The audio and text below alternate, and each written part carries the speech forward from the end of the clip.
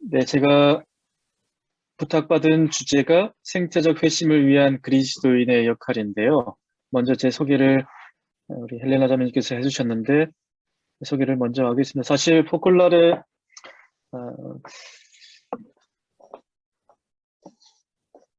네, 먼저 제 소개를 하기 이전에 제 가족 중에 형님이 한 분 계시는데요. 형님이 이제 마산교구 신부님인데 포콜라르를 하고 있다라는 걸 제가 얘기를 들었어요. 예전에 본당에 계실 때 어떤 영성을, 수도의 영성을 좀 같이 했으면 좋겠는데, 네, 그래서 포클라레를 저는 이제 어, 도움 드리기보다는 스스로 알아서 가는 게 좋을 것 같아서 포클라레 영상으로 찾아가시더라고요. 그래서, 그렇구나라고 생각하고 이제 저는 이제 가톨릭 일꾼이라든지 포콜라레, 기아라 루빅, 어떤 자매님께서 제가 아는 제속 프란스코의 자매님께서 매일같이 기아라에 생각해가지고 메시지를 보내와요.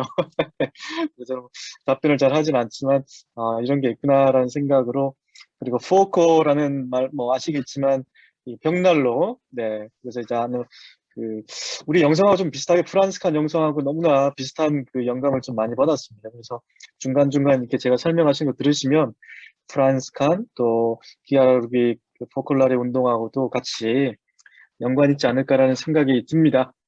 네, 먼저 제 소개를 간단하게 다시 해드리면 저는 작은 형제의 프란스코 수도회 정의, 평화, 창조, 질서, 보전이라고 하는데요. 네, 영어로 Justice, Peace, Integrity of Creation이라고 하는 사실 종교 일치 운동이죠.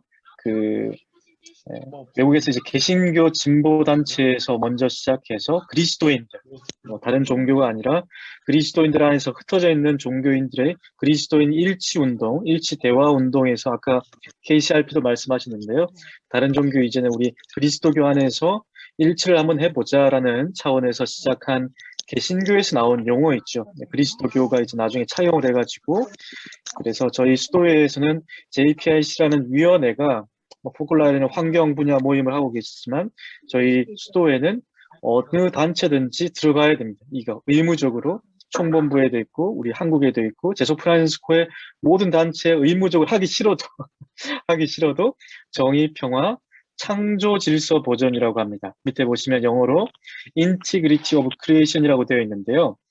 인티그럴 하면 이제 적분이죠. 이제 통합한다라는 이제 통합 생태론 찬미받으소서에 나오는 내용이 주로 이제 Integrity of Creation, 창조 질서 보전, 네, 환경과 생태보다도 더 큰 그리스도교인의 용어라고 보실 수 있겠습니다. 요즘에는 이제 환경이라는 단어를 좀 많이 안 쓰거든요. 사실 이제 인간 중심적으로 이제 바라본 상태에서 인본주의 창조관에서 환경이라는 이야기를 쓰고 이제는 생태, 환경, 생태 같이 쓰거나 혹은 생태로 쓰거나 더 포괄적인 의미로 이제 원죄 이전에 하느님께서 창조하신 창조 질서를 다시 회복한다, 보존한다, 완성한다라는 의미로 Integrity of Creation이라고 IC가 이제 붙게 된 것이죠. 네, 그래서 이런 위원회에서 일을 하고 있습니다. 네, 어디서 텔레비전 보고 계신 것 같은데요? 네, 그대로 하겠습니다. 그래서 또한 저희 수도의 내부뿐만 아니라 국제기후종교시민 네트워크라고 해서 아이스 네트워크가 있습니다. 여기는 이제 Interreligious Climate Ecology라고 하는데요. 그 국제, 이제 다른 종교들, 불교, 무슬림, 힌두교, 가톨릭, 개신교, 이제 종교 단체 안에서 클라이메이트 체인지, 기후 위기라는 주제로 아시아에 있는 종교인들이 함께 모여서 하고 있는 운동이 있습니다. 모임에 저는 여기에 이제 그 아시아 대표로 가톨릭 측의 아시아 대표로 또 활동을 종교 밖에서도 나가고 있습니다. 오늘 말씀드릴 내용이 그 1시간, 한 50분 정도만 말씀을 드리려고 한 1시간 정도. 먼저 제가 준비한 내용이 한 일주일 정도 되는 분량입니다. 네. 근데 여러분들 너무나 지금까지 다 알고 계신 내용이라서 소화 잘 되실 거라고 생각되지. 이제 목차부터 설명을 드릴게요. 저희가 지금 8시 45분인데요. 그래서 저희가 보통 외부에서, 내부나 내부에서 이러한 내용을 이야기할 때 이제 방법론적인 측면에서 어떠한 구체적인 행동에 대해서 그 요청을 많이 하시는데 행동하기를 어떠한 구체적인 행동에 대해서 할 것인가 하기 이전에 먼저 바라보는 작업을 먼저 합니다. 지금 이 공동의 집에서 어떠한 일들이 벌어지고 있는지 사실 우리가 언론 보도를 통해서 많이들 알고 있는 것 같지만 실제적으로 과연 우리가 아는 것이 참되게 알고 있는 것인가 먼저 자연과학적이고 사회과학적인 측면에서 바라보는 작업을 사실 제2차 바티칸 공의회부터 이제 시작을 한 것이죠. 네, 어떤 성경을 먼저 바라보는 것이 아니라 성경을 예전 전통 방식은 성경을 먼저 바라보고 그 다음에 묵상하고 기도하고 이 세상을 바라봤다면 제2차 바티칸 공의회 이후에 찬미받으소서 회칙도 이제 성경을 먼저 바라보는 것이 아니라 가장 처음으로 외부에서 어떠한 일이 벌어지고 있는지 과학자들의 이야기를 먼저 듣습니다. 네, 그래서 이번에도 바라보는 작업 약간 10분 정도 말씀을 드리고 두 번째 그 일상에서 벌어지고 있는 사회 시대 징표를 우리 성경에 비추어 봐서 성경과 철학과 신학으로 어떻게 우리가 소화를 시키고 이해를 할 수 있겠는가 그리스도교 용어로서 다시 이제 풀어보는 것이죠. 그리고 마지막으로 이러한 내용들을 토대로 우리가 구체적인 행동으로 올바르게 잘 나아갈 수 있다라고 하는 겁니다. 그래서 바라보는 작업 5분에서 10분 정도 짧게 오늘은 짧게 말씀을 드리고 이 바라보는 작업만 해도 이게 엄청나거든요. 수많은 과학자들이 엄청난 데이터를 가지고 유엔에서도 이야기를 하고 있기 때문에 그 내용들 그리고 두 번째 판단하기 작업도 10분 정도만 말씀을 드릴게요. 제가 볼 때는 이 판단하기 작업이 세 가지 행동 중에 세 가지 목차 중에 가장 중요하지 않을까라는 생각이 드는데요. 네, 10분만 말씀을 드리겠습니다. 그리고 세 번째로 행동하기. 이 작업에 대해서 많은 분들이 궁금해 계시는데요. 행동하는 작업들은 한 3, 40분 좀 길게 행동하고 있는 지금 제가 하고 있는 활동이라든지 여러분들이 하실 수 있는 활동들에 대해서도 함께 이야기를 하겠습니다. 그래서 9시 정도, 9시 넘었네? 지금 8시 47분이네요. 그래서 한 50분 정도 길지 않게 말씀을 드릴게요. 알고 있는 내용들도 많기 때문에 하시고 나서 이제 질의응답이라든지 코멘트 들으시면서 나눔을 해주시면 되겠습니다. 네, 먼저 지질학자들, 그 자연과학자들이 이야기하는 내용들을 이제 교회에서 받아들이기 시작했습니다. 지금까지는 받아들이지 못했어요. 찬미받으소서 회칙이 2015년도에 나왔지만 지금도 자연과학자들, 사회과학자들의 이야기를 받아들이지 못하는 많은 신자들이 있습니다. 특히나 진화론 같은 경우에는 그리스도교에서 어떻게 해석을 해야 되는 것인지 주교님들마다 학자들마다 차이가 있기 때문에 하지만 프란시스코 교황님은 과감하게 이러한 내용을 받아들이시는 것이죠. 네, 138억 년 전에 빅뱅으로 시공간과 우주가 이제 시작되었다라고 이제 이야기하고 20만 년 전에 호모사피엔스 수렵과 채집을 통해서 언어를 사용하고 문자를 발견하고 지금 우리 인류, 휴먼빙이라고 지금 이제 우리 인류 2022년을 살아가는 인류의 어떻게 보면 과학자들은 자연과학자들은 호모사피엔스 조금만 살아남았다라고 이야기하죠. 호모 에렉투스라든지 다른 많은 그 인종이 있었지만 이 언어를 사용할 수 있는 호모 사피엔스가 있었기 때문에 언어를 사용하고 문자를 발견할 수 있었기 때문에 지금까지 오랫동안 살아갈 수 있다라고 이제 이야기를 하는 것이죠. 그리고 10만 년 전에는 구석기 시대를 오랫동안 빙하기를 지내다가 10,000년 전부터 이제 빙하기가 끝내고 이제 신석기 시대, 본격적인 농업 시작을 하고 인간 문명을 시작하는 이제 시대가 신석기 시대죠. 그리고 19세기 산업화를 시작으로 본격적으로 이제 온실가스 배출하기 시작합니다. 그래서 지질학자들은 지금까지 인류는 지난 5억 4천만 년 동안에 5번의 대멸종 사건이 있었고 지금 우리가 살아가고 있는 이 시대, 현대인들은 신생대 제4기의 말기죠. 신생대 말기에 우리가 살아가고 있고 이제 여기에서 정말 거대한 행동을 구체적으로 빨리 하고 이 기후 위기를 극복한다면 생태대, 또 다른 지질대로 넘어가지만 신생대 제4기에서 우리가 급격한 전환을 하지 않는다면, 실패한다면 이제 공룡과 똑같은 6번의 대멸종을 이제 맞이하게 되는 것이죠. 중대한 상황에 대해서 과학자들이 먼저 그 종교인들보다도 먼저 지금 이 상황을 분석하고 있습니다. 네, 그래서 더 이코노미스트 경제지인데요. 영국의 시사 주간지에서 경제 잡지에서 이 과학적인 사실에 대해서 이제 이야기를 하고 있습니다. 네, 이 내용을 보시면 잘 안 보이시나요? 잘 보이시나요? 그림이? 네, 보이시죠? 네, 지금 유엔에서 나온 2018년도에 나온 내용이 가장 정확하고 객관적인 모든 과학자들이 공통적으로 이야기하는 그 데이터가 많이 있습니다. 교회에서도 받아들이고 모든 사람들이 받아들이는 내용인데요. 네, 그 내용의 표가 대부분 비슷합니다.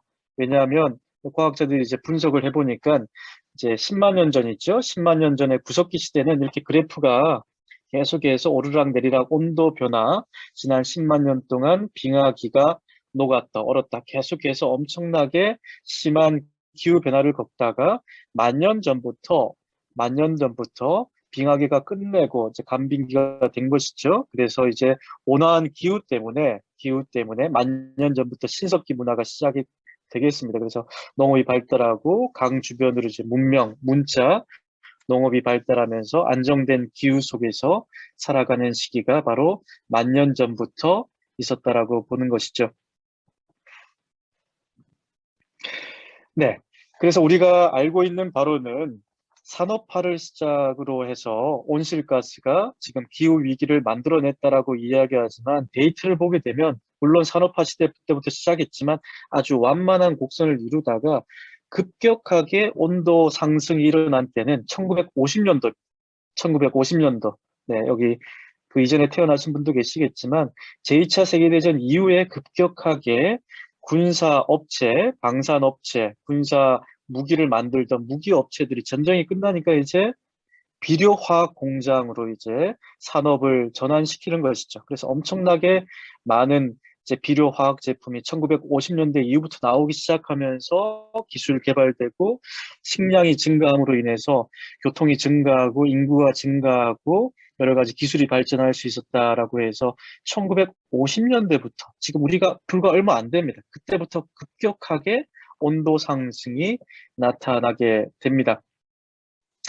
네, 그래서 다시 조금 더 설명을 드리면, 네, 지금까지 급격하게 온도 변화가 있었던 시기가 바로 빙하기에서 간빙기가 끝난 만 년 동안의 지구 온도 변화가 4도가 일어났습니다.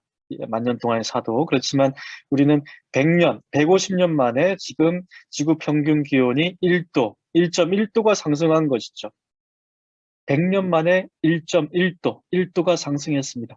그렇기 때문에 지금 2050년까지 1.5도, 1.5도가 넘지 않도록 하는 것이 국제사회에서 지금 불문율로 되어 있습니다. 1.5도가 2050년까지 1.5도 상승하지 않도록 해야 되기 때문에 지금 벌써 1.1도가 올랐죠.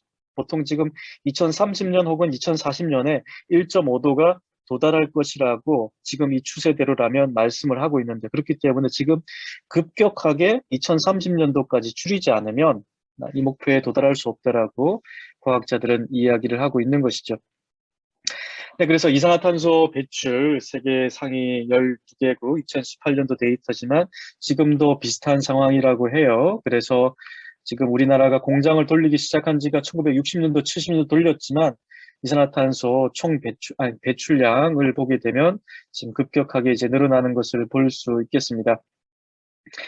자, 우리나라가 사실은 이제 K 방역이라든지 K 컬처, K 팝, K 음식 아주 전 세계적으로 유명하지만 이 환경, 생태, 기후 문제에 관해서는 기후 악당으로 불리고 있습니다. 여러분들 처음 들어보신 분들 많을 텐데요. 기후 악당 국가 4개 국가가 있습니다. 어느 나라일까요? 기후 악당 국가.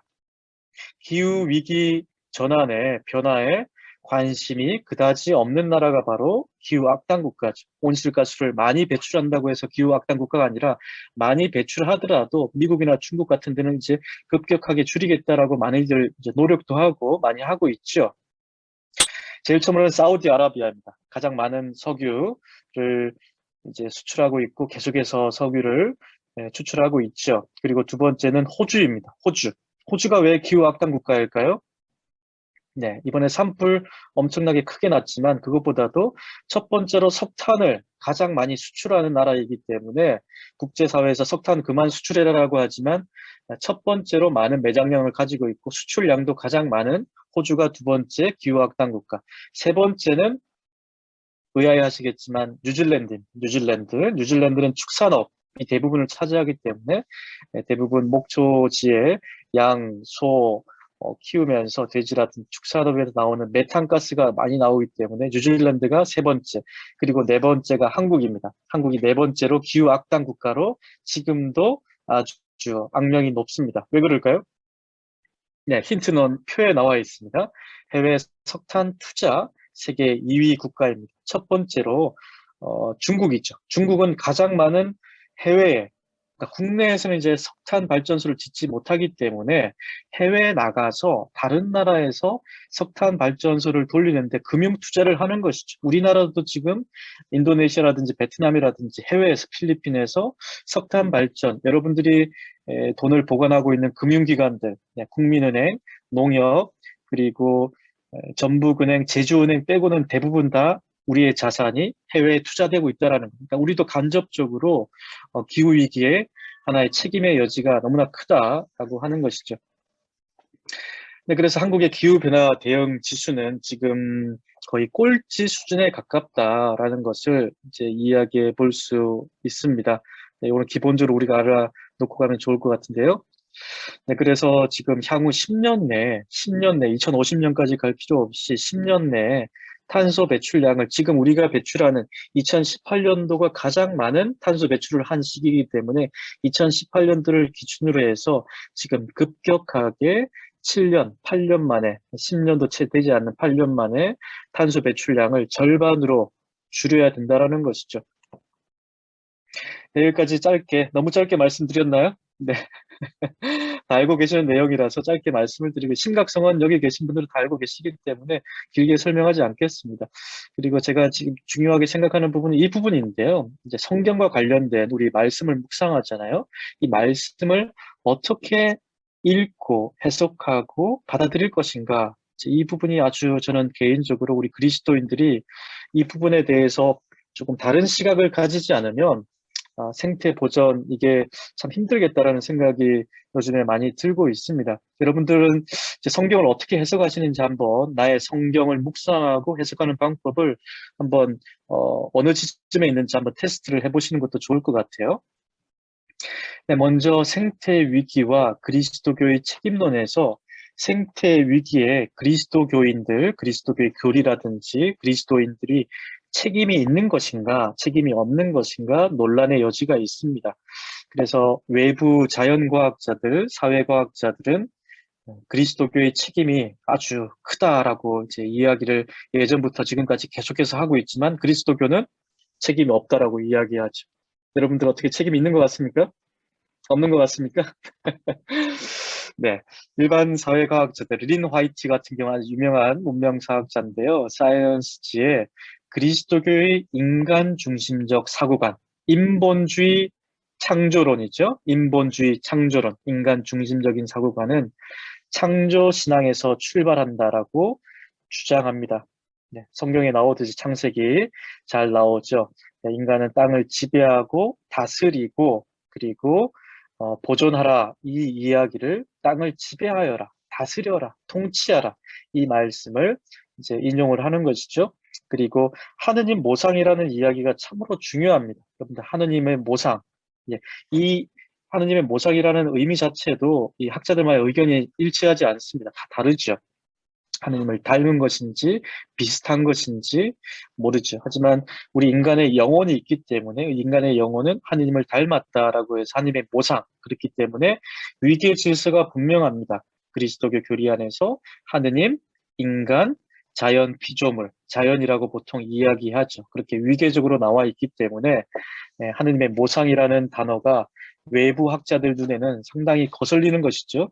그리고 우리가 잘 아는 아놀드 토인비 같은 경우에도 인류의 자연에 대한 경외심이 그리스도교 유일신론에 의해서 제거되었다. 오직 하느님과 인간과의 관계, 인간이 하느님께 나아가기 위해서, 구원받기 위해서 하느님과 인간과의 관계만 해석을 한다라고 이제 보고 있고, 사회학자 카드 같은 경우에도 인간의 목적을 위해 자연은 착취할 수 있고 창조에 대한 무제한적 지배권을 갖는다라고 이야기합니다.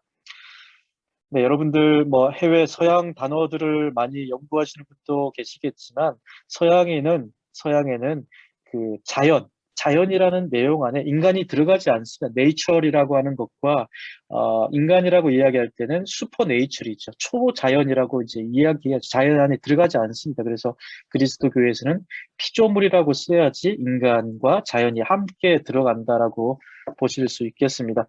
그리고 아메리 같은 경우에는 생태계는 인간을 위한 대상으로만 간주하여 생태계 위기를 초래했다. 뭐 지금도 그렇죠, 사실. 생태계 우리가 인간이 필요하면 언제든지 사용할 수 있고 쓰고 버릴 수 있는 피조물로 이야기를 하고 있는 것이죠.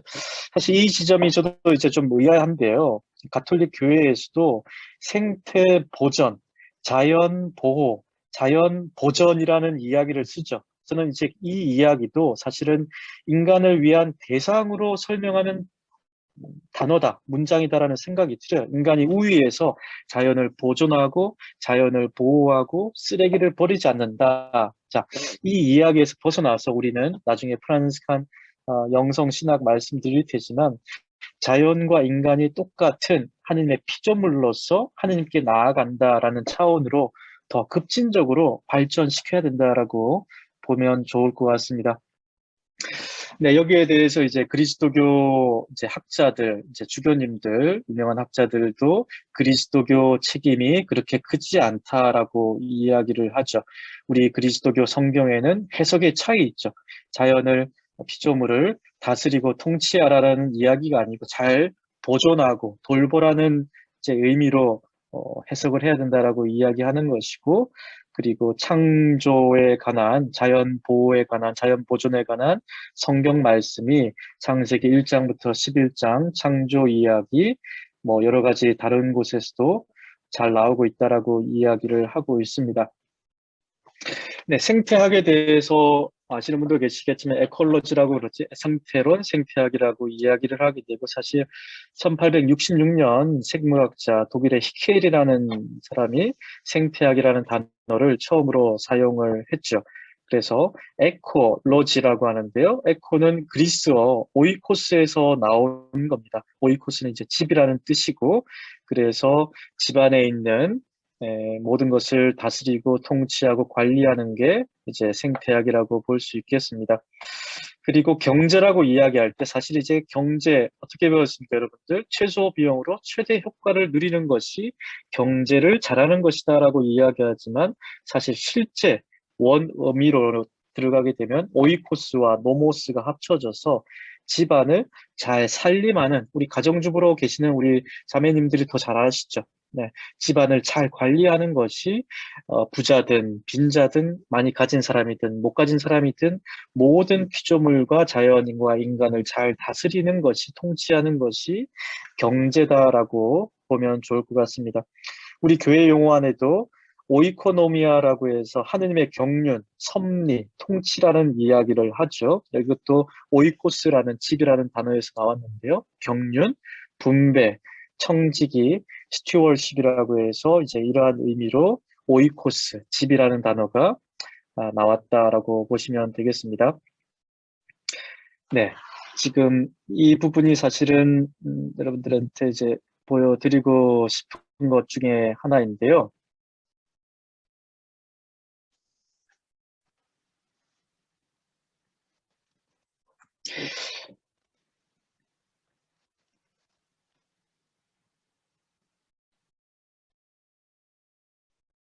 네, 됐습니다. 네, 프란스칸 철학과 신학 이해를 짧게 5분 정도만 설명을 드리겠습니다. 여러분들 뭐 신학, 철학 배우신 분도 계시겠지만 이 부분이 사실은 성경을 어떻게 바라보느냐 되게 중요한 작업입니다. 그래서 저는 이제 생태, 뭐 환경이라든지 이 분야에 가서 강의라든지 나눔하게 되면 이 부분을 어렵지만 어렵지만 이 부분을 분명하게 짚고 넘어가야 되지 않을까라는 생각이 단순히 우리가 하는 활동들이 쓰레기 줍고 자연 보호하고 포장지 안 쓰는 운동이 아니기 때문에 우리의 인식 전체를 변화시키는 작업이기 때문에 되게 중요합니다.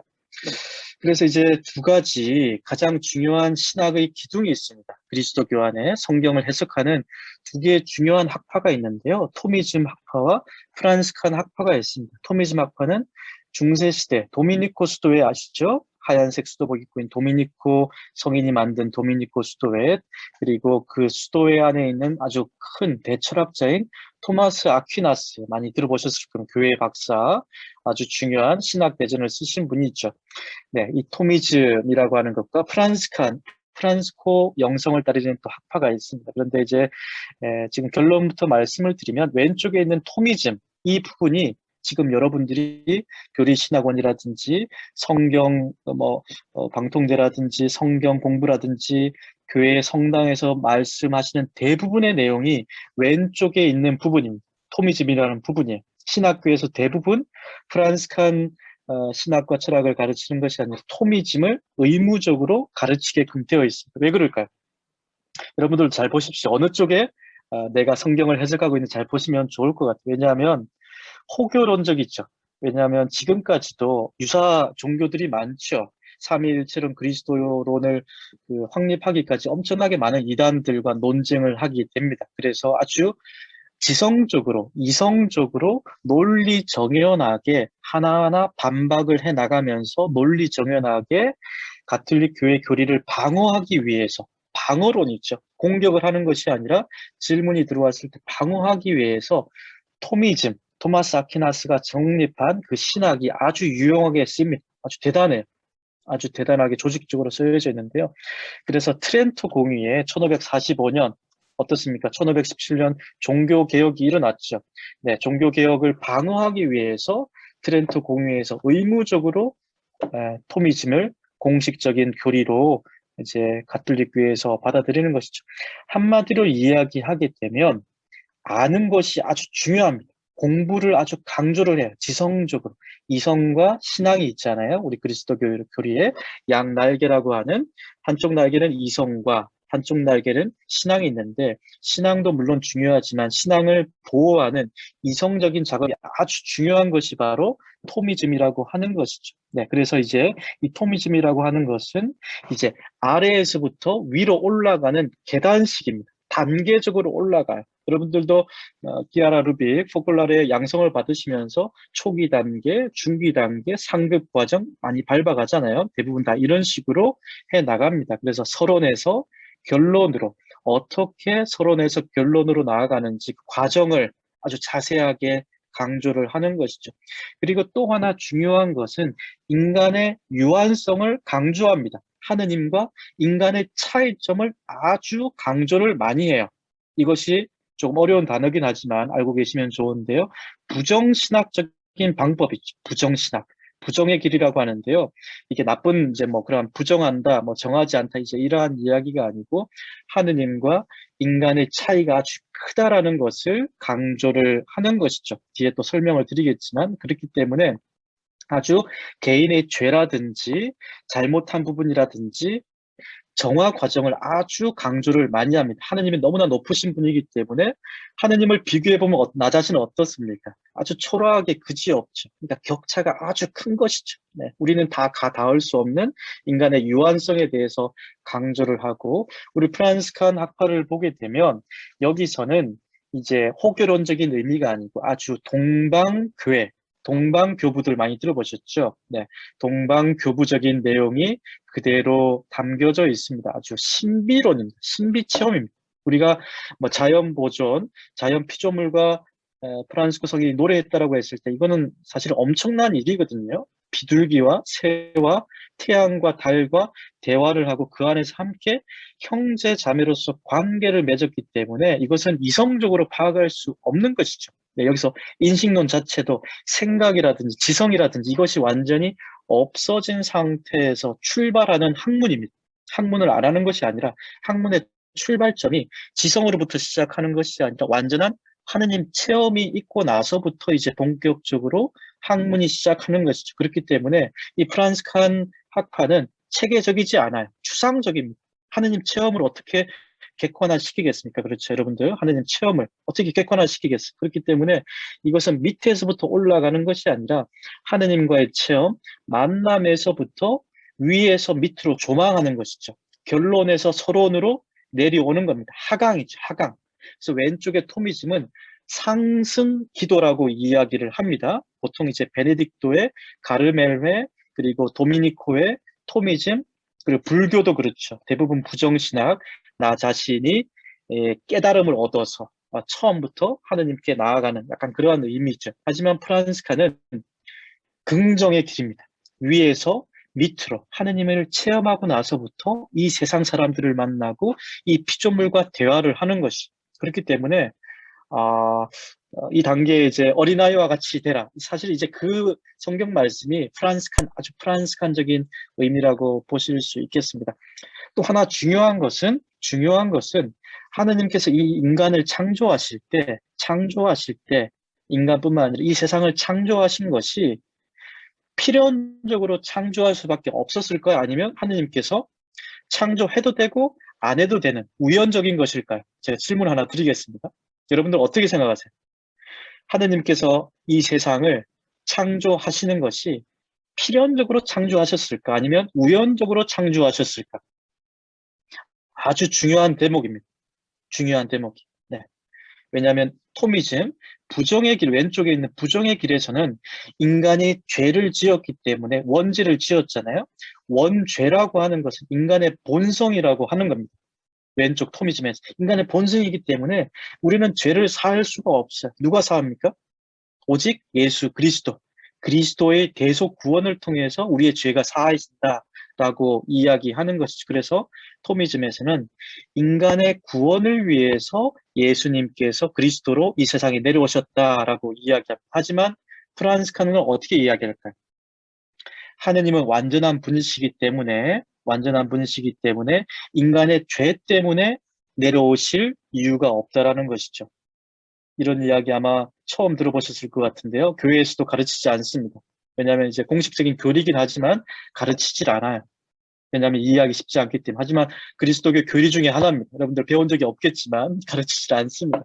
왜냐하면 하느님께서 이 세상을 필연적으로 창조하신 것이 아니라 우연적으로 창조하셨다라는 것이죠. 창조하실 수도 있고 창조하지 않을 수도 있다라는 것을 강조를 합니다.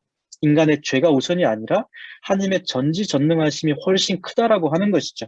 네, 그래서 저 더 큰 선안에서 인간의 죄를 또한 사해주기 위해서 내려온 것이지 오직 인간의 죄 때문에 이 세상에 예수님께서 오신 것이 아니다라고 이제 이야기하는 것이죠.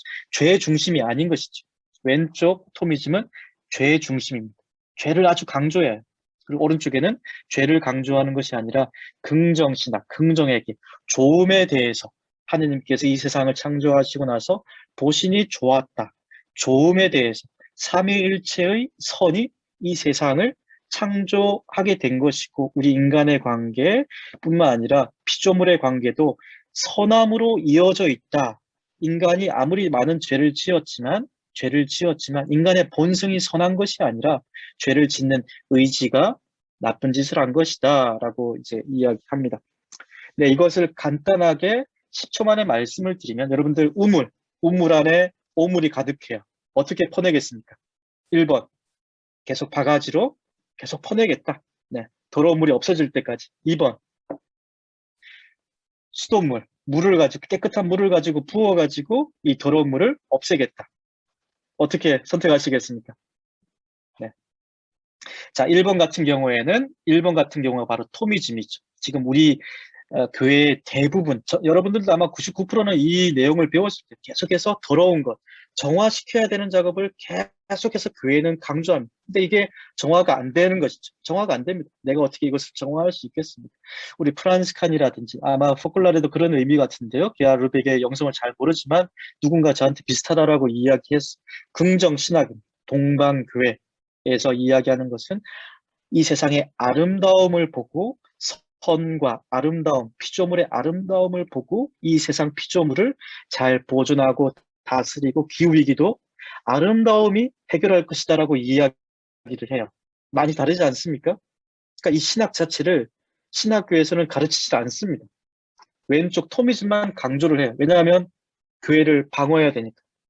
제1차 바티칸 공회까지 그렇게 했습니다. 하지만 제2차 바티칸 공회는 이제 살짝 밖으로 열었습니다. 세상 밖으로 살짝 문을 열었어요. 완전히 연 것도 아니에요. 사실. 그렇지만 찬미받으소서 외치기, 프란스칸적인 색채를 많이 담고 있어요. 완전히 지금 열어젖힌 것이죠. 엄청나게 열어젖힌 겁니다. 네, 그래서 지금 말씀드린 것이 바로 왼쪽이 토미즘, 주지주의적인 모습이고 오른쪽이 주의주의적인 모습이죠. 여러분들 상식적으로 알아놓으면 나중에 검색하시고 공부하시면 아주 좋은 내용입니다. 왼쪽이 이제 지성을 중심으로 하죠. 인간의 의지보다 완전한 지성, 참된 알을 통해서 하느님께 나아가는 것이고 오른쪽에는 하느님의 의지가 되게 중요합니다. 하느님의 의지, 지성보다는 하느님의 뜻이죠. 섭리이고 이 세상을 창조하실 수도 있었고 창조하지 않을 수도 있었음에도 불구하고 하느님께서 이 세상을 창조하셨다라고 하는 것이 이 하느님의 선, 하느님의 사랑을 중요하게 여기는 것이 주의주의적인 입장이죠. 플라톤과 아구스티누스, 프란스칸 영성으로 이어지는 맥락입니다. 그래서 나중에 여러분들 철학 신학을 공부해 보시면 되게 재미있습니다. 네. 저만 재밌나요?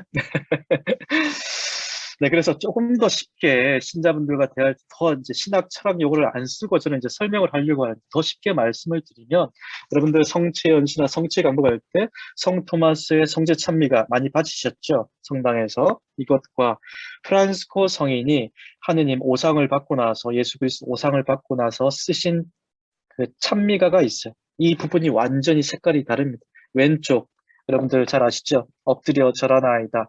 우러러 배울수록 전혀 알 길 없기에 예수님 지금은 가려져 있으나 애타게 간구하오니 네, 느낌이 다르죠. 네, 하느님과 인간의 격차가 너무 커요. 우리는 가까이 갈 수 없는 우리 인간의 죄 정화시켜야지 하느님께 정화 조명 일치로 나아갈 수 있다는 것인데 오른쪽에는 어떻습니까? 하느님과 일치를 이야기합니다. 좋은 것을 이야기하고 사랑을 이야기하고 지혜를 이야기하고 지금 기후위기, 생태위기는 어떠한 에너지 전환도 중요하고 제로 웨이스트도 중요하지만 사실 우리 그리스도교의 신학 자체가 이 긍정의 길로 가지 않으면 신학 자체 패러다임이 변하지 않으면 저는 해결책을 찾기 힘들 것이다라는 생각이 들 정도로 되게 중요한 내용인데 네, 신학교에서는 저는 안 가르치죠 사실. 네. 그래서 이러한 프란스칸 생태 영성의 전망은 성부, 성자, 성령 삼위일체 교리 안에 잘 나와 있습니다. 나는 있는 아이다. 그리고 하느님 한 분 외에는 아무도 선하지 않다. 존재와 선에 대해서 강조를 많이 하고 성자에 대해서는 말씀에 대해서 중요하게 생각합니다. 말씀, 그리스도. 우리는 예수 그리스도에 대해서 이야기하지만 그리스도가 누구인가에 대해서는 이야기를 하지 않아요. 그리스도, 로고스, 말씀. 말씀은 원래 하느님과 함께 계셨던 분인데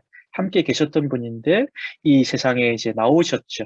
그리스도, 로고스, 말씀 나오셨습니다. 네, 이 피조물이라고 하는 것도 이 말씀, 이 세상에 만든 창조물, 피조물은 그리스도, 말씀의 모상으로 창조된 것이 예수 그리스도의 모상으로 만들어진 것이고 우리 피조물, 창조물은 예수 그리스도를 향해서 나아가고 예수 그리스도를 통해서 나아가고 예수 그리스도 안에서 하느님께 나아간다라고 여러분들 골로사에서 읽어보시면 사도 바오로가 이 부분을 명확하게 이야기했습니다. 모든 피조물 안에 그리스도의 영이 숨어 있다라는 것이죠. 이 부분이 생태 영성에서 아주 중요합니다.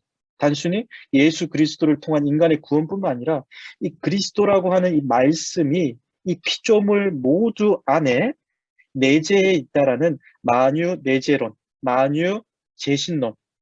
사람들은 범신론이라고 이야기하는데 아무튼 풀 안에 비둘기 안에 모든 것이 하느님의 영이 들어가 있다라는 것을 강조를 합니다. 근데 사실은 교회에서는 잘 이야기하지 않아요. 이단으로 빠질 위험이 있기 때문에. 그래서 성령 같은 경우에도 아주 중요합니다. 성령.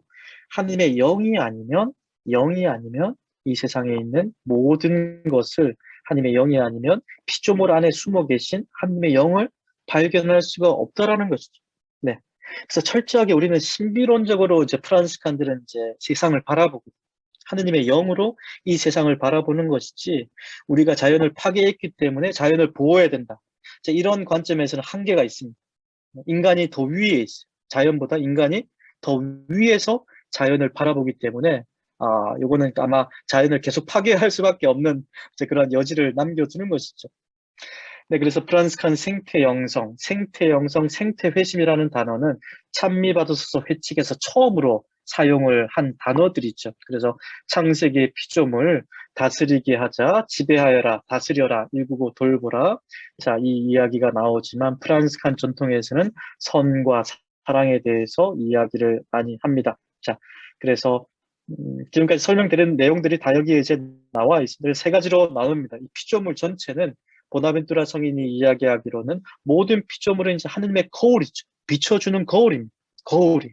이 위치가 낮은 것이 아니라 이 거울을 봐야지만이, 피조물을 봐야지만이 하느님을 알 수 있을 정도로 하느님을 비춰주는 거울이기 때문에 함부로 대할 수 없다라는 것이죠. 그리고 하느님의 모상, 인간이 가지고 있는 하느님의 모상, 영혼이 아주 또 중요하고 하느님의 유사성, 우리 인간 가운데서도 아주 영이 순수하고 아이들처럼 순수한 영혼들은 이 세상의 피조물 안에 숨어있는 하느님의 영을 잘 바라볼 수 있다는 것이죠. 우리 영을 항상 깨끗하게 다스려야 된다라는 이야기로 이제 분리를 하고 있습니다. 자, 여기까지 10분 설명을 드리겠습니다. 여러분들 소화 잘 되시죠? 네, 짧게 설명을 했는데요. 아주 어려운 단어도 있었지만 사실 이게 엄청난 신학이 지금 한 번에 10분 만에 지나간 겁니다. 그래서 2분만 따로 나중에 이거는 뭐 10시간, 20시간 해도 아마 엄청난 스토리가 있거든, 사실. 네, 그래서 뭐 동방교회부터 시작해가지고 역사가 2000년 역사가 다 들어가 있는 것이기 때문에 여러분들 다 이해하셨을 거라고 생각하고 넘어가겠습니다. 우리가 중요한 거는 지금 이제 구체적인 내용들이죠.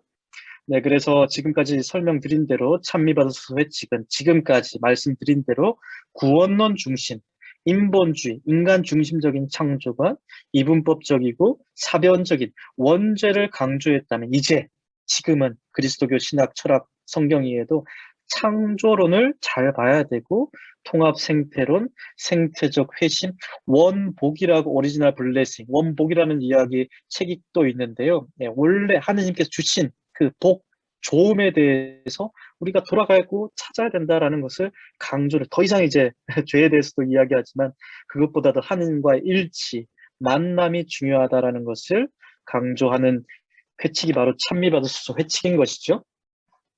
네, 아시시 성프란시스코 영성이 이제 현대적으로 조명이 되고 있습니다. 진리 안의 사랑은 이제 보나벤투라 성인의 내용, 경제적인 내용들이 또 많이 나오고 찬미받으소서 모든 형제들 내용이 나옵니다.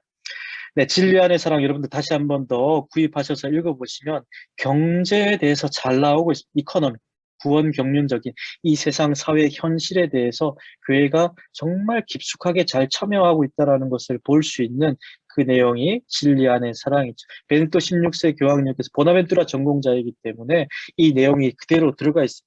한 가지 예를 든다면 몬테스 피에타티스라고 하는 중세시대 소액 신용 대출은행을 프란스칸들이 만들었습니다. 왜냐하면 당시 유대인들이 대부 이자율이 70%, 80%였어요. 엄청나게 고이율이죠. 고이자죠. 근데 프란스칸들이 안 되겠다 싶어가지고 이제 초저리 대출은행을 만들어서 사람들에게 이 돈이라고 하는 것, 자본이라고 하는 것은 한 곳에 모여 있는 것이 아니라 계속해서 순환해야 된다. 삼위일체의 논리가 바로 성부, 성자, 성령이 끊임없이 자신의 것을 남겨두지 않고 이 사랑을 순환하는 개념에서 나온 것이 바로 뭐 신용협동조합이라든지 사회적 기업이라든지 이런 내용들이 바로 여기에서 나왔다라고 보시면 되겠습니다. 나중에 포콜라르에서도 초저리 대출은행 하나 만드는 것도 한번 생각해 보시면 좋을 것 같아요. 돈이 좀 많이 필요하겠죠, 이 부분은. 네, 뭐 장발정은행이라든지 좀 많은 것들을 하고 있는데, 자, 이런 부분, 그리고 찬미받으소서 회칙 같은 경우에 프란스칸적인 비전이 아주 많이 들어가 있습니다. 공동선이라는 단어 22번이나 언급하고 있고, 아름다움에 대해서도 영적인 차원에서 26번이나 언급하고 있고, 네, 회개는 두려움이 아니라 기쁨을 부르는 태도이다. 오늘 여러분들 처음 만난 너무 밝게 환하게 웃고 계시니까 저도 이제 선함, 네, 사랑스러움이 이제 퍼져 나가는데요. 그 희망과 기쁨에 대해서 긍정의 길로 이제 나아가야 된다라는 것이죠. 회개라는 것이 계속해서 자신의 죄만 바라볼 것이 아니라. 네, 그리고 가장 최근에 나온 회칙 중에 하나가 모든 형제들, 이제 지금 코로나 팬데믹 사태 안에서 인간의 존엄성, 형제성, 공동선, 이 프란스칸 영성을 한마디로 이제 잘 표현하고 있는 것이죠. 그래서 찬미받아서 회칙 모든 형제들은 하강이죠. 하강. 육하를 아주 강조하면 육하를 밑에서부터 올라가는 것이 아니라 하느님께서 이 세상에 내려오셨다라는 하강 영성이고 하강 영성에서 이제 옆으로 피조물에게 퍼집니다. 하강 상호 연대성입니다. 상호 연대성. 인간이든 피조물이든 이게 가족 관계죠. 인간이 위에 있는 것이 아니라 인간과 피조물이 똑같은 형제적 관계, 공동선이라고 선을 함께 나누는 형제 자매라고 하죠. 비둘기도 강아지도 모든 것이 위아래가 있는 것이 아니라 형제 자매라고 하는 것이죠. 네, 그래서 이것을 관상하는 것이 곧 회개 생활이다, 종말론이다라고 이야기합니다. 한마디로 프란스칸 찬미받소서 회칙 해석을 하게 되면 하강 상호 연대성이라고 보시면 될 것 같습니다. 네, 하지만 프란시스코 교종께서는 신자들 가운데서조차도 해결책을 찾는데 방해가 되는 태도가 다양하게 나타난다라고 이야기하고 있습니다. 아무래도 직업 때문에 이해관계, 이익관계 때문에 이러한 업종에 일하는 분들도 많이 정치적인 이해관계가 걸려 있는 것이죠. 네, 그렇지만 프란시스코 성인은 아랑곳하지 않고 계속 프란시스코 교황님께서 2015년도부터 찬미받아서 회칙을 쓰시고 2020년도에는 이제 반포 5주년 그리고 2021년에는 이제 안 되겠다. 이제 선언만 해서는 안 되고 책만 내서는 안 되고 구체적인 계획을 중장기 계획을 세워달라. 교황청뿐만 아니라 교황청은 세웠어. 지역교회, 병원, 사도직, 영성, 수도회 모든 곳에서 중장기 계획을 세워달라는 7년 계획은 아주 상징적인 숫자이고 6년이든 7년이든 9년이든 각 단체마다 계획을 세워야지 실천할 수 있습니다. 지역적으로 우리 뭐 이번에는 이거 하자 저거 하자 이렇게 해서는 안 된다는 거예요. 총체적인 우리 단체를 회복하고 개선하고 완전히 전환시키기 위해 구체적인 계획이 우리가 할 수 있는 것이 무엇인가 올바로 우리 단체를 평가하고 판단해야 된다는 것이죠. 네, 그래서 한국 천주교회에서도 많은 내용으로 이제 2020년부터 이제 시작을 했습니다. 그리고 2021년부터 각 교구별로 7년 여정을 발표를 했는데 발표하고 있습니다. 지금 수원교구, 그리고 춘천교구, 서울교구, 청주교구, 네, 네, 그 정도. 네, 그러니까 많이는 모르죠. 그러니까 지금 본당에서도 이 7년 여정에 대해서 아마 잘 모르실 거예요. 왜냐하면 본당 신부님들이 관심이 없으면 전달 자체가 안 되는 것이죠. 하지만 교황청에서는 의미라든지 목표라든지 방향, 방법에 대해서 아주 포괄적으로 일반적인 내용을 잘 공통적으로 우리 이 부분에 대해서 집중을 하자라고 이야기를 하셨습니다. 나중에 이제 자료를 보시면 구체적으로 다 읽어 내려가지는 않겠습니다. 이제 그래서 목표가 7가지 나와 있는데요. 지구의 부르짖음에 대한 응답, 그리고 두 번째 가난한 이들의 부르짖음에 대한 응답, 그리고 생태 경제학, 경제 부분이 아주 중요합니다. 그리고 네 번째는 검소한 생활 양식, 다섯 번째는 생태 교육, 여섯 번째는 생태 영성, 일곱 번째는 지역 국가, 국제 차원에서 아주 스펙트럼이 넓게 함께 연대하자. 그래서 라우다토 시 골스라고 하는 7가지 목표를 말씀을 해주셨습니다. 그래서 저희 프란시스칸들도 우리 수도에 가족 수도회가 있거든요. 네, 거기에서도 2021년부터 27년까지 이러한 플랫폼을 하나 이거는 뭐 제가 만든 샘플인데요. 네, 그래서 이렇게 단계적으로 통합적으로 프란시스코 수도의 영성을 담아가지고 이러한 단계를 밟아서 관찰, 분석, 평가를 먼저 자체적으로 평가를 한 다음에 수도에 자체적으로 계획을 세우고 또 외부, 타 종교 대화, 시민단체, 국제단체 계속해서 이러한 구체적인 계획을 세우는 것이 지금 각 교구마다 세우고 있는데 이게 쉽지 않아요. 계획 세우는 것이 쉽지 않습니다. 네, 그래서 참고 자료도 나와 있습니다. 여러분들 나중에 뭐 계획을 혹시 세울 일이 계시면 이런 자료들은 너무나 많습니다. 네, 지금 벌써 자료가 넘쳐나요. 네. 그래서 이제 구체적으로 조금 더 들어가 보겠습니다. 네, 시간이 한 20분 정도만 더 설명을 드릴게요. 네, 그래서 이제 그 도넛 경제학이라고 있는데요. 일반 사회에서는 도넛 경제학이라고 이야기해서 이제 경제만 보고 이제 사회는 사회 따로 보고 그리고 자연만 따로 보는 것이 아니라 통합적으로 이제 바라보기 시작했습니다. 그래서 그 균형으로 찾아가는 이 도너츠 모양으로 되어 있죠. 도너츠 모양으로 되어 있습니다. 그래서 생태적 한계, 제일 바깥 원을 보시게 되면 치명적인 환경 위기를 막는 생태적 한계선이 있죠. 제일 마지막 바깥 원이 한계선이 있습니다. 한계선을 넘어가게 되면 여러 가지 기후 위기라든지 해양 산성과 다른 여러 가지 반응들이 일어나는 것이고, 이제 안쪽으로 인간의 안에 있는 원을 보시면 인간의 존엄성을 지켜주는 사회적 기초가 있습니다. 그 안에 원을 안으로 들어가게 되면 원이 더 줄어들게 되면 여러 가지 사회 안에서 일어나는 심각한 인간성 박탈 상태에 놓일 수 있다라는 것이죠. 그래서 이제 도넛 경제학에서는 경제에서도 이제 총체적으로 통합적으로 이 사회를 바라보는 그러한 이론이 나와 있습니다. 도넛 경제학 책도 나와 있으니까요. 한번 보시면 좋은 내용이죠. 통합 생태론적인 관점입니다. 네, 지금 이 시간이 많지 않기 때문에 여러분들 스스로 공부할 수 있는 책들 많이 나와 있어요. 요즘에 이제 생태 경제학 분야의 책들이 많이 번역되어 있는데요. Less is more라고 해서 적을수록 풍요롭다. 그리고 디그로스, 이제 탈성장이라고 하는 단어를 디그로스, 이제 탈성장이라고 번역을 해서 쓰고 있는데요. 디그로스, 이제 더 이상 성장하지 않겠다.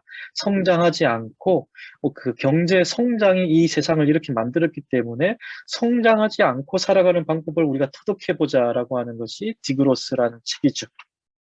꼭 한번 읽어보시면 좋을 것 같아요. 책 모임을 해도 되게 좋습니다. 네, 그래서 캐피탈리즘이라고 하는 우리 이제 저희 단체에서도 주로 포커스를 맞추는 것이 다른 환경 생태 분야보다도 경제 성장 부분에 포커스를 맞추고 있습니다. 왜냐하면 경제 시스템을 바꾸지 않으면 이것은 계속 갈 수밖에 없기 때문에 상위 1%, 상위 10%가 아니라 상위 1%만 바뀌어도 이 위기는 지금 해결될 수 있습니다. 사실 상위 1%가 전 세계 에너지라든 자원이라든 50% 이상을 세계 1%가 사용하고 있어요. 사실 우리 행동이 무의미하게 들을지 모르겠지만 사실 경제 성장 시스템이 바뀌지 않으면 캐피탈리즘, 성장이라는 단어, 이익, 추출, 축적이라는 단어가 아주 메인입니다. 성장을 항상 강조를 하죠. 그리고 이익이 항상 프로핏, 창출이 되어야 됩니다. 그리고 이것을 실현하기 위해서는 자원을 추출해야 돼요. 자원이 없으면 경제 성장이 안 됩니다. 캐피탈리즘이 무너져요. 자원을 항상 자연을 파괴해야지만이 캐피탈리즘이 운영이 됩니다. 그리고 마지막으로 축적, 부가 축적이 돼야 돼요. 축적이 안 되면 운영할 수가 없습니다. 계속해서 생산과 소비를 통해서 부를 축적시켜야 되는 것이 완전히 이제 인간을 파괴하는 것이 지구를 파괴합니다. 자, 이런 캐피탈리즘 차원과 우리 성체를 바라보게 되면 이거는 완전히 다른 차원이죠. 우리가 성체를 바라보면서 캐피탈리즘을 반대하지 않는다면 상당히 모순점에 있다라는 생각이 듭니다. 그래서 성장에 대해서 한번 나중에 공부하시면서 생각을 해보시면 좋을 것 같아요. 얼마나 우리가 많은 부를 누리는데 성장이 중요한 개념으로 우리가 자리 잡고 있는, 아마 부정하시는 분이 포콜라리 안에서도 많을 겁니다. 우리 작은 형제 수도회 안에서도 많습니다. 성장하지 않고 어떻게 사회복지를 하고 경제 발전을 할 수 있는가? 이 부분에 대해서 이것이 우리 개념이 바뀌지 않으면 쉽지 않죠. 네, 그래서 전 세계는 이제 왼쪽에 보시면 기후위기, 사회경제를 함께 보면서 배출량을 줄이고 이제 영양, 적응이라고 하죠. 오른쪽에 있는 거. 지금 현재, 미래에 일어날 일이 아니라 지금 현재 피해를 보고 있는 사람을 적응하는데 도와줘야 된다. 그래서 두 가지 축으로 움직입니다. 저감과 영양, 적응하는 이 두 가지 패러다임으로 움직이고 있다는 것 보시면 되겠습니다. 온실가스를 줄이는 것, 그리고 지금 피해 주민들을 돌보아주는 적응 차원, 이 두 가지가 같이 가야 된다라고 하는 것이죠. 네, 이제 탄소 중립이라는 넷제로 탄소 중립이라는 단어를 많이 들을 텐데요. 이제 2050년까지 우리가 배출하는 탄소량을 제로로 만들고 이제 배출량과 흡수량을 제로로 만들어야 되는 것이 2050년까지 목표입니다. 전 세계가. 네, 그래서 우리나라 정부도 2018년 대비 35% 감축, 엄청나게 적은 양이지만 이제 시작을 하고 있습니다. 그래서 이제 2050년까지 제로로 만들어야 된다라는 이제 표가 많이 나와 있습니다. 그래서 우리 지자체 우리나라에 있는 모든 지자체, 정부에서도 선언을 했습니다. 2050년까지 에너지 배출, 온실가스 배출량을 제로로 만들겠다라고 선언을 했지만 구체적인 계획이 안 나와 있어. 실행이 될지. 그래서 시민사회단체는 종교인들도 이제 반대하고 있는 거죠. 구체적인 계획을 세워라. 네, 그래서 유엔에서도 17가지 지속 가능한 발전 목표가 잘 나와 있습니다. 자, 이것이 이제 부탄에서 GNH가 우리는 GDP, GNP를 강조하잖아요. 경제 발전 하기 위해 GDP, GNP를 강조하지만 부탄에서는 경제 성장이 중요한 것이 아니라 그로스 내셔널 해피니스라고 해서 인간 총 행복 지수에 대해서 얘기합니다. 행복 지수. 완전히 다른 개념이죠. 인간이 어떻게 하면 피조물과 같이 행복할 수 있는 것인가? 심리적 행복, 건강, 시간 활용, 교육, 문화 다양성과 회복력, 좋은 거버넌스, 생활 수준, 이 모든 것을 이야기하고 있습니다. 지금 이제 부탄에서만 하고 있어요. 다른 나라들은 하고 있지 않습니다. 네, 한국에서는 오직 GDP만 이제 이야기하는 것이죠. 그래서 이런 GNH, SDG 개념도 기본적으로 알고 계시면 나중에 공부하실 때 도움이 되겠습니다. 이렇게 가야 되는데 거의 대부분 다 잘 가지 않고 있어요. 우리나라는 GDP만 이야기하지 GNH, SDG를 이야기하지 않습니다. 이 부분도 우리가 기본적으로 알고 계십니다. 이제 본격적으로 생태 전환 마을 운동, 퍼머컬처라고 많이 들어보셨을 거예요. 들어보셨나요? 네, 보신 분들 계시죠? 네, 네, 퍼머넌트, 영구적인 컬처, 문화라는 것이, 영구적인 문화, 우리의 마을 공동체, 아일랜드 퀸세일이라는 공동체가 이제 바깥 정부나 기업을 보니까 이게 희망이 없는 거예요. 희망이 없기 때문에 좌절이죠. 우울 상태에서 우리 마을이라도 변화시켜 보자라고 해서 마을 운동이 생겨납니다. 생태 전환 마을 운동이 생겨나고 아일랜드에서 영국 토트네스 건너가서 이제 한국에도 20개 공동체가 이제 전환 마을로 나오게 되는 것이죠. 땅을 돌보고 사람을 돌보고 공정하게 분배하고 영혼을 돌보는 이러한 원칙을 가지고 있습니다. 네, 여러분들 지금 이제 구체적인 계획을 지금 이 시간에는 다 이야기할 수 없습니다. 그래서 나중에 다음 특강 시간 때는 이분 소란 유희정 선생님인데요. 이분이 지금 제가 볼 때는 이 우리나라에서 가장 구체적인 개인적인 행동, 공동체적인 행동을 가장 잘 설명해 주실 수 있는 분이 제가 볼 때는 이 소란 유희정 선생님 아시겠죠? 이분을 초대하시면 이제 다음 파트로 아마 넘어가실 수 있을 거라고 생각됩니다. 지금은 이제 어떤 내용인지 바로바로 슬라이드 넘어가겠습니다. 조금 있으면 마쳐야 되니까요. 그래서 채식 마을 운동이라든지 제로 웨이스트 운동이라든지 네, 하고 있습니다. 그래서 저희도 지난주에 며칠 전에 이제 우리 수도회 전체도 이제 6년간 중장기 계획을 세우고 이 유희정 선생님 모셔가지고 디자인을 다 해주셨어요. 같이 함께. 네. 그래서 우리 수도회에서 어떤 활동을 할 수 있을 것인지 공동체 잉여 물품 형제 마켓을 만들고 지역 활동과 연대하고 이제 나무 심기도 하고 전남 무안갯벌에서 납주 수거 운동이라든지 탄소 배출 줄이기 운동 대한 친환경 종이를 공동으로 구매해가지고 함께 사용하자. 그리고 텃밭 가꾸기. 어떤 공동체는 텃밭을 잘 가꾸지만 어떤 공동체는 잘 몰라요. 그래서 이제 온라인 밴드를 만들어서 서로 협력하는 모임을 만들자. 그리고 공터가 있다면 나눔을 해가지고 수도원 공터를 이용해서 나무 심기하고 유치원 아이들도 와가지고 1인 나무 심기. 그리고 식물을 심을 때도 다 품종으로 심는다. 이제 이러한 이야기들을 많이 나눴습니다. 지금 우리가 할 수 있는 일들은 너무나 많죠. 그래서 채식 운동이 개인적으로 할 수 있는 가장 영향을 끼칠 수 있는 운동이 바로 독일 채식주의 잘 나와 있습니다. 그리고 제로 웨이스트 운동은 여러분들 잘 아시다시피 이제 많이 퍼지고 있습니다. 그래서 우리 수도회에서도 이러한 제로 웨이스트 운동을 강릉 푸코의 집이라고 해서 제로 웨이스트 카페를 이제 변화시켰는데요. 저희 수도회도 이제 공동체 하나씩 변화를 주려고 하고 있습니다. 여러분들 경남 하동 악양에 가시면 제로 웨이스트 건축 패시브 하우스로 들어보셨나요? 네, 이 공동체 수도원은 바깥에서 전기가 들어오지 않고 자체적으로 모든 전기와 이것을 자체적으로 충전기를 사용해가지고 또 태양광, 에너지를 모아서 자체적으로 전기를 사용할 수 있는 시스템. 나중에 하동 악양에 한번 여러분들 견학 가시면 여기에 있는 수사님이 이제 여기는 은둔소예요. 헐미티지, 암자라고 하는 이제 은둔소, 기도의 집인데요. 여기 가셔서 생태적인 기도라든지 피정도 한번 하시고 말씀 들으시면 좋을 것 같습니다. 네, 그래서 태양광 발전 협동조합도 이제 만들고, 수원교구는 2030년까지 교구 본당 전체를 이제 에너지 제로 공동체로 만들겠다라고 실현될지 안 될지 모르겠지만 아무튼 야심찬 계획을 발표했습니다. 네, 그리고 석탄 발전소 앞에서 반대 피켓팅 시위도 하고, 그리고 저희 같은 경우에는 2018년도부터 이제 한국 시민사회에서 이러한 내용을 잘 모르기 때문에 영화를 이제 다운받아가지고 우리가 번역해가지고 매월 한 차례씩 기후변화 시네톡 들어보신 분도 많이 계실 텐데요.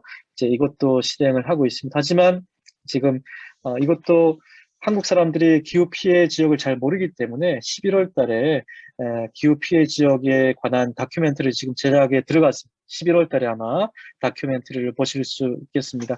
그리고 기후 피해 지역에 있는 사람들 도와주는 모금 운동도 계속해서 해 나가고 있고, 그리고 한 가지 예를 들면 정치 참여가 중요하죠. 3월 9일 날 정치가 있는데요.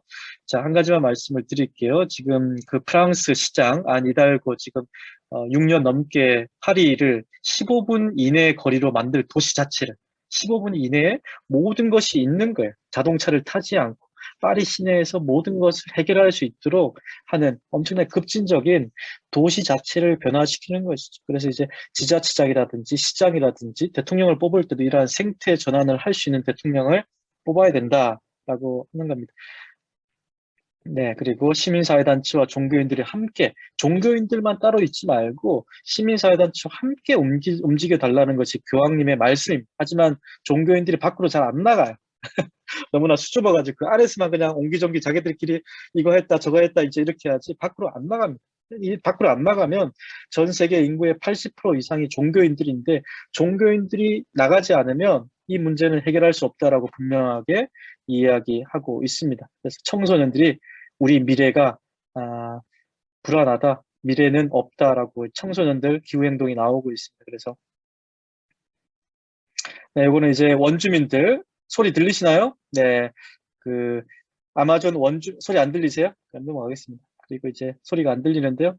이제 60 플러스 기후행동이라고 노년층에서 이제 지금까지 우리가 엄청난 부와 경제 성장으로 인해서 풍요로운 생활을 했기 때문에 우리의 엄청난 책임이 있기 때문에 60 플러스 기후행 60세 이상들이 우리 만들어서 60 플러스 기후행동이 기후위기 앞장서겠다라고 하는 것을 얼마 전에 창립식을 하고 출범 선언을 했습니다. 네, 뭐 이 내용들은 뭐 더 할 얘기가 많은데 시간이 너무 많이 됐기 때문에 여기까지만 말씀을 드릴까요? 괜찮으실까요?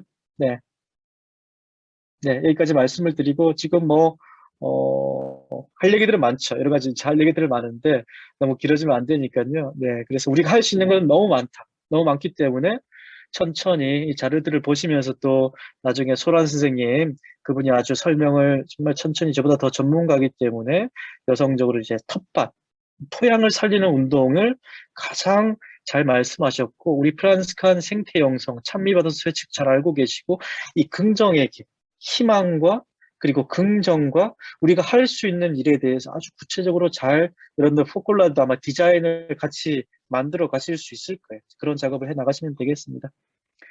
자, 결론적으로 한마디만 말씀을 드리고 마칠게요. 생태 위기 시대의 그리스도인의 역할로서 자연과 인간, 하느님의 관계 속을 회복하는 영적인 체험이 없으면 이것은 할 수가 없습니다. 그리고 창조론과 구원론을 통한 균형 있는 신앙생활, 그리고 정의평화, 창조 질서 보존의 통합적인 기도 생활, 그리고 찬미받으소서 행동, 7년 여정 플랫폼을 계획하고 실행하는 것. 네, 그렇게 하시면 저는 이제 제안을 드리고 물러가도록 하겠습니다. 제 임무는 여기까지인 것 같습니다.